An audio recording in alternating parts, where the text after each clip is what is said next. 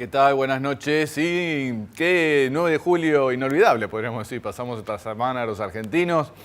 Coincidió la fecha patria con ese triunfo de la selección que nos lleva a la final y la expectativa de lo que sucederá. Se ven ahí, bueno, además de toda esta alegría nacional que lógicamente surge, se ven algunas banderas en las tribunas que dice buitres, Argentina, en los fondos buitres. Bueno, hay alguna cierta politización, hay algunas consignas que se ven en las tribunas. Vamos a estar hablando de eso hoy. Del sentimiento nacional, de los fondos buitres. Hemos invitado a Fernando Chino Navarro, jefe del bloque de diputados provinciales de Frente para la Victoria. Esta semana hubo también una declaración del movimiento Evita a propósito de la represión que hubo a una protesta de izquierda. Hubo una fuerte declaración del diputado Leonardo Grosso contra Sergio Berni. Vamos a estar preguntándole a Chino Navarro qué opina de eso. Así que, bueno, vamos a hacer pausa y ya con nuestro primer invitado de hoy.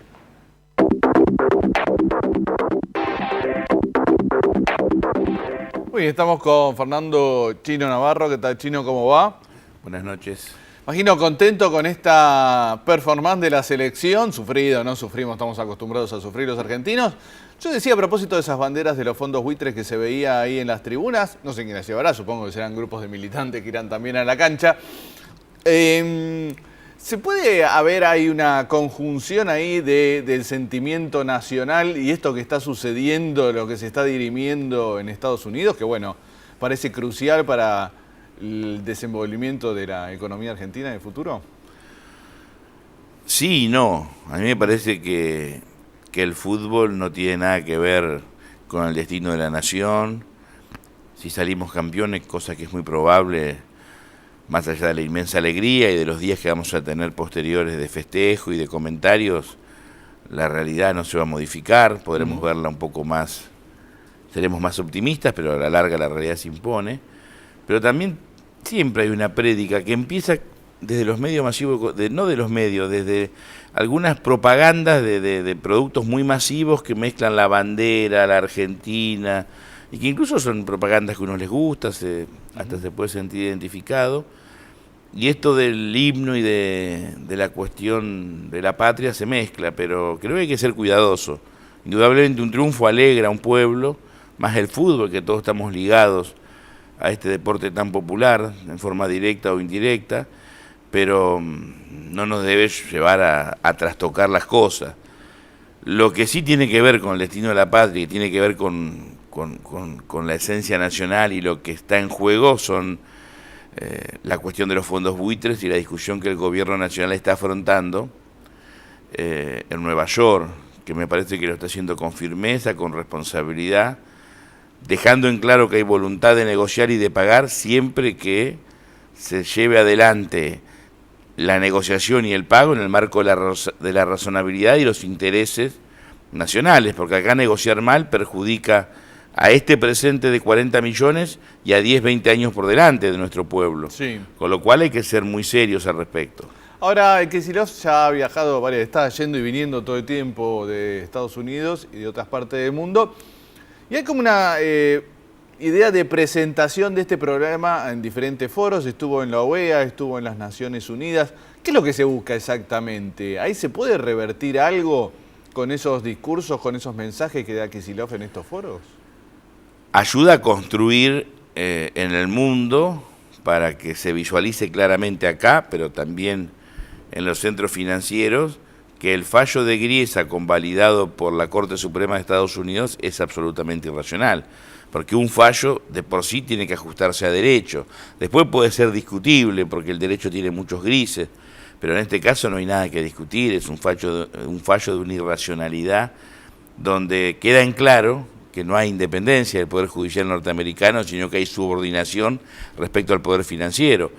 Por lo tanto, debatir en Naciones Unidas, en el grupo BRICS, en OEA, en otros ámbitos, me parece que es bueno para que se comprenda la importancia de priorizar la política como sinónimo de los intereses de los pueblos y no el negocio del poder financiero, la especulación. ¿Y pero qué será eso? ¿Es una apuesta a futuro o puede tener algún resultado concreto en esto que se está negociando ahora? Y no es que va a incidir en forma directa, pero ayuda. Todo lo que son conformar opiniones, debatir, por ejemplo, que ya haya algunos bancos que estén planteándole a Griesa a consecuencia de que hay un consenso no solamente en ámbitos internacionales, sino en algunos sectores ligados a la economía, desde el propio organismos multilaterales o diarios especializados, que lo que ha hecho el juez Griesa no es lo correcto y le están planteando no demandas, pero sí iniciativas o acciones para que tome resoluciones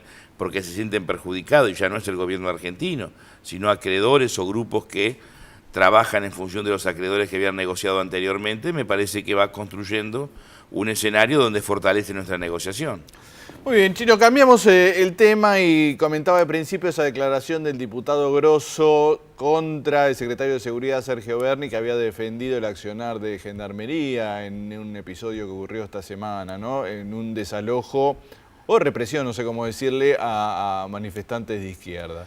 ¿Qué sucedió ahí? ¿Hay diferencias? Primero, nosotros desde el movimiento Evita tenemos una discusión que no está clausurada. Es más, la JP Evita, donde Leonardo Grosso es secretario general, tiene una posición diferente a la que tenemos en el movimiento respecto a la vía pública, al uso de la vía pública. En mi caso puntual, yo soy de los que considero que el Estado debe administrar, regular, gestionar el espacio público. No es razonable que se tome un puente, se tome una avenida, se tome una autopista y se interrumpa el tránsito, salvo que haya un derecho que esté por encima del tránsito o del ir de un lado a otro. En este caso puntual, lo que había era una protesta de grupos de izquierda, es cierto, que yo creo que en su mayoría, salvo excepciones, y esto es discutible, pero creo que buscan agudizar las contradicciones, creo que provocan la represión porque tienen un concepto que es cuando peor mejor, desde su punto de vista, pero también había trabajadores que están suspendidos o directamente echados. Y hay que estar en la desesperación de un trabajador que no cobra su salario, que no lo va a cobrar más, con su familia. Por lo tanto, me parece que en esa instancia el Estado debe anticiparse. No es razonable ni reprimir, no es razonable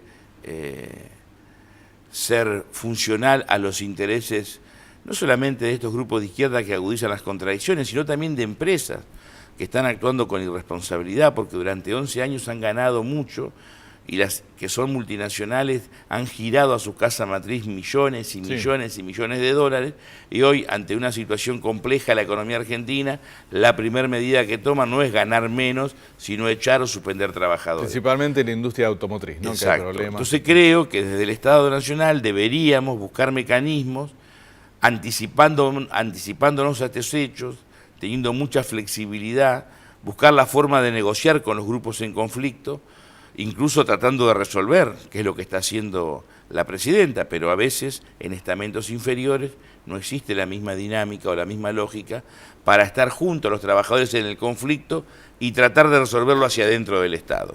Entonces luego se llega ya al puente tomado o a la autopista cortada e interviene la fuerza de seguridad. Yo creo que en este caso fue muy desafortunada la represión, no es lo que hizo Néstor Kirchner, no es lo que piensa la presidenta, creo que hay que corregirlo, pero insisto, me parece que el tema está en anticiparnos a estas cuestiones, negociando, interactuando, que es el rol del Estado, mediar para que estas situaciones no se desmadren.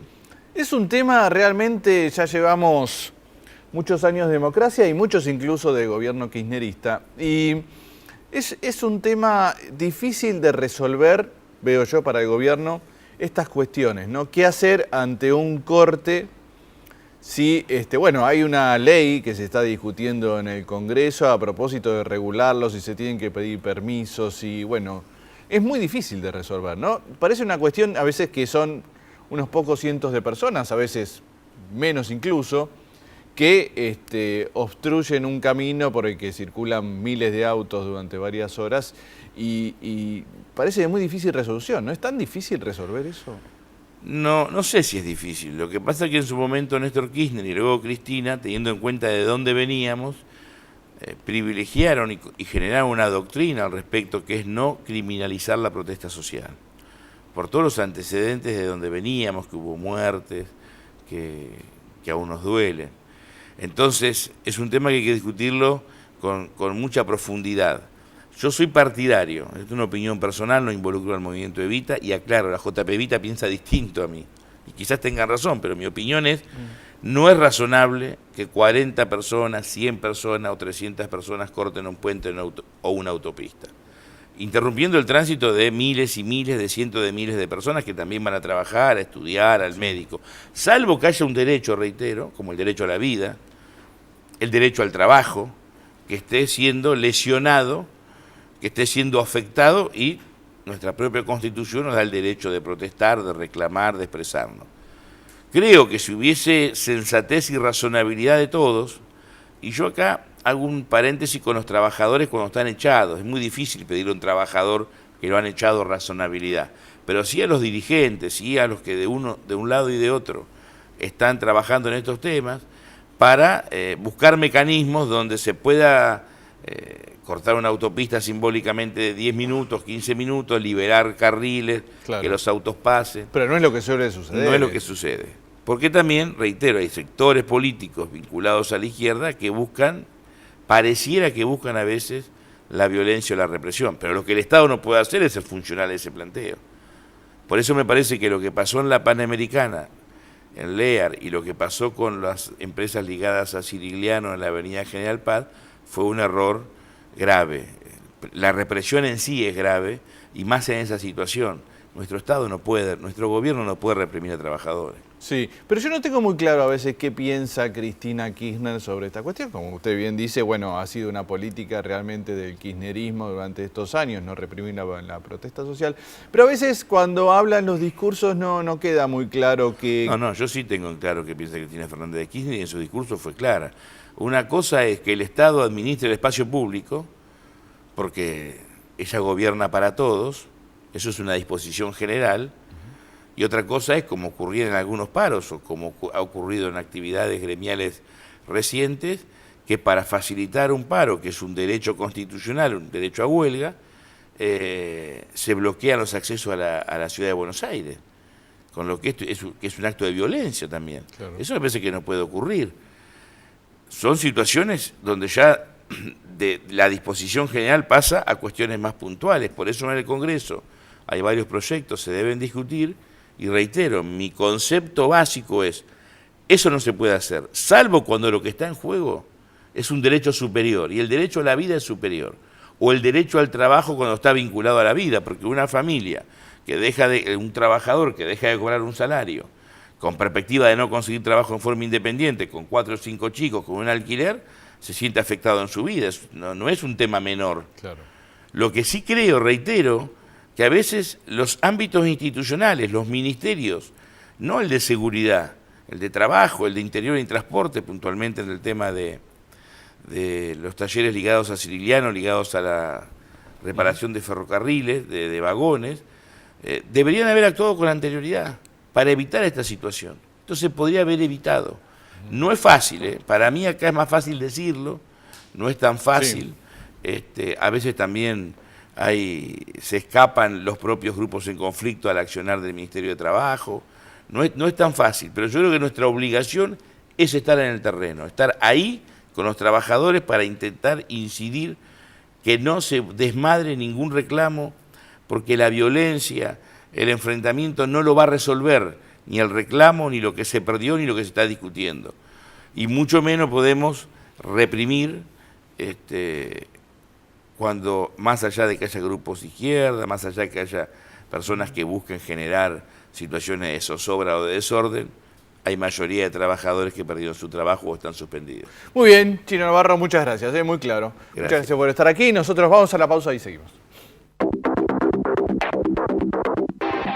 Muy bien, y acá estamos con el diputado socialista Roy Cortina. ¿Qué tal, Roy? ¿Cómo va? ¿Qué tal? ¿Cómo te va? Y estábamos charlando en el bloque anterior con el Chino Navarro a propósito, bueno, de estas protestas que vienen sucediéndose, bueno, principalmente a propósito de algunos despidos, suspensiones que están ocurriendo en la industria automotriz, que sabemos está atravesando algunos problemas desde principios de año. Bueno, hay varias circunstancias, pero bueno, La consecuencia viene siendo estas protestas y las dificultades del gobierno para ver cómo se resuelve, ¿no? Bueno, ha habido esta represión que, como bien mostrábamos, generó incluso dentro del kirchnerismo distintas posiciones, ¿no? ¿Cómo ves esa situación? No, incluso es un debate que está en este momento en el Congreso.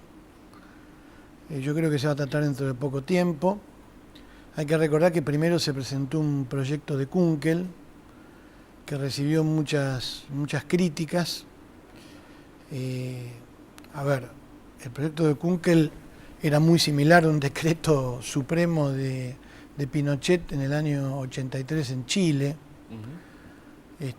Planteaba barbaridades en un Estado democrático como notificar con anticipación cuándo se va a hacer una protesta y qué características va a tener, y sobre todo planteaba algo que no solo está en ese decreto famoso de Pinochet, sino que tiene sus orígenes en el fascismo de Mussolini, es decir, determinar qué protesta y qué movilización es legítima o ilegítima. Esto fue corregido, subsanado rápidamente por un segundo proyecto que presentó Diana Conti, en donde todo eso no estaba. Pero el espíritu es el mismo, el espíritu del gobierno es a Zaffaroni explicando y con el palo dando, ¿no? O por lo menos explicando con Zaffaroni y con Berni actuando. Y yo creo que... ¿Pensás que hay un doble discurso? Sí, ¿no? A ver, esto que planteaba el chino antes, que Cristina no tiene nada que ver con esto, que Cristina tiene otro pensamiento, a mí no me hace acordar porque no vivíamos esta generación en esa época, pero me recuerda lo que hemos leído en los libros cuando había purgas en la Unión Soviética y muchos dirigentes decían, si esto lo supiera Stalin, poner en este rol a Cristina es no haber escuchado lo que dijo en el discurso inaugural del año parlamentario. Sí, efectivamente, Cristina dio una señal, no de casualidad Diana Conti con un proyecto más fino, más elaborado, o Kunkel con un proyecto más brutal, empezaron a dar el debate en el Congreso. Y a mí me parece que tiene un grado de cinismo, un grado de perversión, y aparte es una falacia.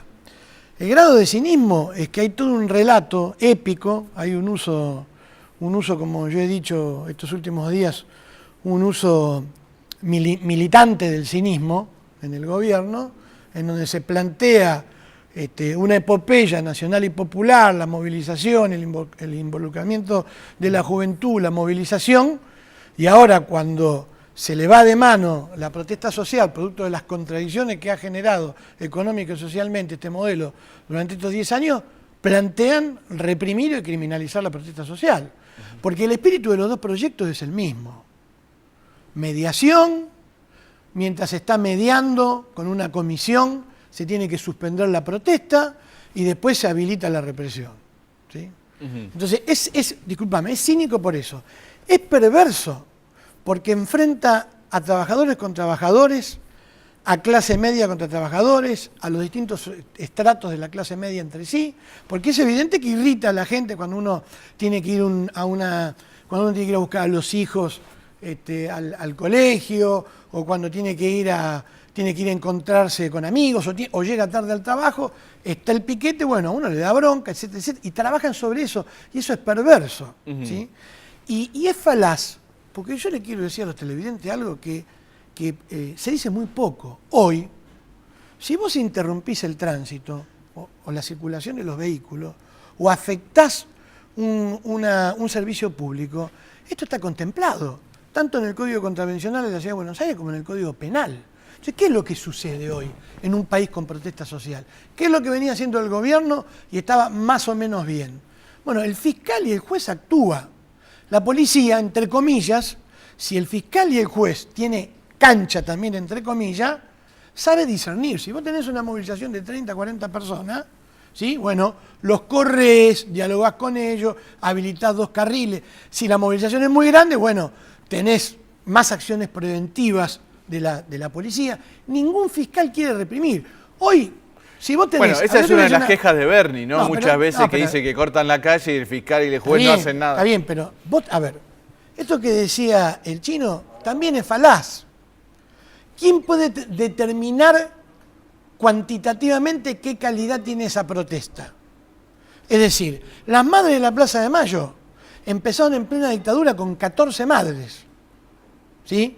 Sí. ¿Quién pudo suponer lo que iba a significar la madre de Plaza de Mayo 5 años después, 10 años después, 20 años después?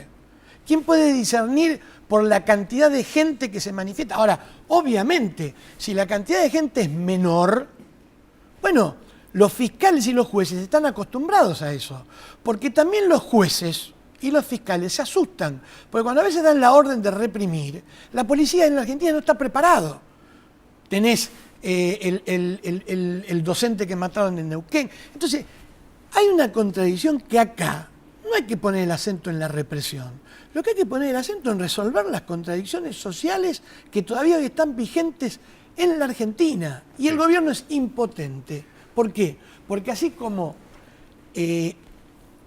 invisibiliza las cifras de la pobreza y de la exclusión social con el INDEC, quiere invisibilizar y es impotente la protesta social. Yo entiendo, como dice el chino Navarro, que hay grupos que cuanto mejor, cuanto peor mejor, grupos de ultraizquierda, etcétera, etcétera, pero en ningún país hay movilizaciones y piquetes y tiene tanto protagonismo el trotskismo o la ultraizquierda si no hay condiciones sociales para eso.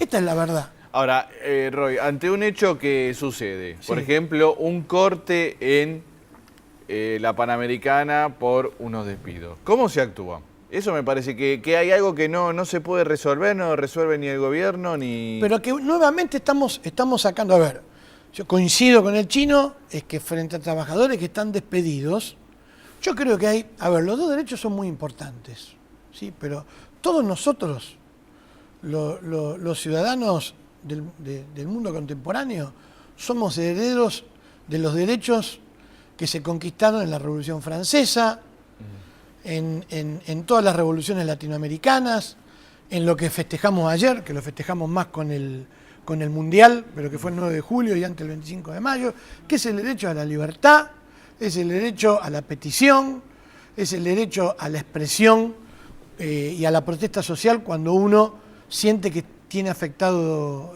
derechos individuales y colectivos. Entonces, yo entiendo lo de la circulación, ¿sí? Pero el gobierno tiene que trabajar en resolver las contradicciones económicas y sociales después de 10 años de crecimiento. Entonces no puede ser que haya 12 millones de personas pasando hambre, porque yo te voy a decir una cosa, y se lo digo a la clase media. ¿Quién puede decir si era legítimo el corte en el verano con 45 grados de calor y los sectores medios en Caballito, en Almagro, cortando avenida con 10 personas? ¿Quién se atrevía a decir al que tenía una abuela de 90 años, de 80 años, que no podía bajar 4 pisos o 10 pisos por la escalera porque no había luz? La gente estaba indignada. ¿Y qué hubiera hecho Bernie? Hubiera reprimido, le hubiera dicho, mire, córranse 20 metros para que puedan circular los autos. Esto es un disparate. Por eso digo que la discusión del gobierno es perversa. Resuelvan los conflictos que hay. Resuelvan la impericia el Ministerio de Economía para encontrar una solución a los problemas económicos que tiene este país.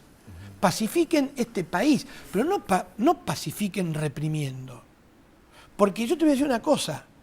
Los que hoy están a favor, como por ejemplo el macrismo, y que le hace la pata ancha al gobierno, de reglamentar la protesta social, yo quiero ver cuando este gobierno tenga de vuelta marchas multitudinarias como la que tuvo hace un año y pico, con 1 millón de personas en la calle, en donde se paralizó el tránsito. Y el que llegaba tarde a una reunión familiar o por ejemplo, a una situación importante, ¿qué hubiera habilitado? A que repriman. Eso es un disparate. No existe en el mundo. En el mundo, las protestas sociales están reglamentadas porque está reglamentado de facto la paz social. Vos hoy vas a Berlín. Yo pongo un ejemplo siempre con Berlín. Las protestas sociales son en las veredas, Sí. todo el mundo va con la banderita bien pintada, los Sí. autos pueden circular. Ahora, vos ibas al Berlín de la década del 30, salías a la calle y o te patoteaban los comunistas, o te patoteaban los socialistas, o te patoteaban los nazis. Depende de la situación social Claro, que hay. distintos momentos. Bueno, Roy Cortina, muchas gracias. Gracias Todo un por la tema invitación. de las protestas sociales y cómo reaccionar. Bueno, nosotros nos despedimos, esperemos que alegres el viernes que viene, ¿no? Esperemos ser campeones. Bueno, vamos a ver qué sucede. Nos vemos el viernes que viene.